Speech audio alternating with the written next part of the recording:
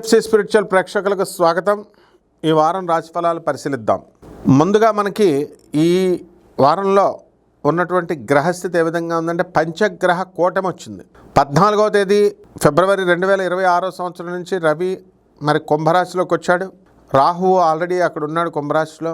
తర్వాత కుజ బుధ శుక్ర గ్రహాలన్నీ కూడా 17వ తేదీ దాటిన తర్వాత ఫిబ్రవరి 2026 సంవత్సరంలో కుంభరాశిలోకి వచ్చాడు. కేతు సింహరాశి, గురుడు మిథున రాశి, శని వక్రించి ఈ యొక్క మీనరాశిలో ఉన్నాడు. ఈ విధంగా ఉంటే మనకి ఒక్కొక్క రాశి వారికి ఎలా పనిచేస్తుంది, ఏ విధమైన ఫలితాలు ఇస్తాయి ద్వాదశ రాశుల వారికి మనం చూద్దాం. ఓం హ్రీంకారాసన గర్భిత నలసికాం సౌహ క్లీం కళాం బిభ్రతీం సౌవర్ణాంబరధారిణీం వసుధాధౌతాం త్రినేత్రోజ్వలాం వందే పుస్తకపాశమంకుశధరాం స్రగ్భూషితాం ఉజ్వలాం త్వాం గౌరీం త్రిపురాం పరాత్ ప్రకలాం శ్రీచక్రం సంచారిణీం.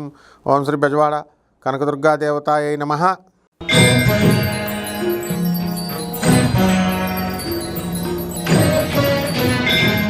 మీనరాశి, ఈ మీనరాశి వారికి అందరికీ కూడా ఏలినట్సన్ జరుగుతుంది. ఈ యొక్క రాశి వారికి అందరికీ కూడా మనము అనేకమైనటువంటి మార్గాల ద్వారా ధన సహాయం కలుగుతుంది. వ్యయములో ఉన్నటువంటి ఈ యొక్క పంచగ్రహ కూటమాల కారణంగా మానసికంగా కాస్త ప్రశాంతత అనేటటువంటిది తగ్గడానికి అవకాశాలు ఉన్నాయి. కాబట్టి ఈ రాశి వారికి అందరికీ కూడా ఎన్నో ఒడిదుడుకులతో మీరు ముందుకు వెళ్తారు. అనుకున్న పనులు అనుకున్నట్లు సాధించుకుంటారు. ఈ యొక్క మీనరాశి వారికి అందరికీ కూడా చాలామందికి పెళ్ళిళ్ళు చేసుకోకుండా గేల్ అయిపోవడానికి కూడా కొంత అవకాశాలు ఉన్నాయి.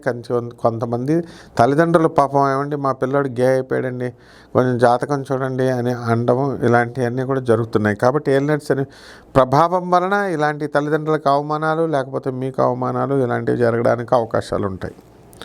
అలాగే వ్యాపారాల దగ్గరికి వచ్చేసరికి బట్టల షాపులో, హోటళ్ళ వ్యాపారాలు, అప్పడాల వ్యాపారాలు, అపరాల వ్యాపారాలు ఇవన్నీ కూడా బ్రహ్మాండంగా కలిసి రావడం అనేటటువంటివి జరుగుతాయి.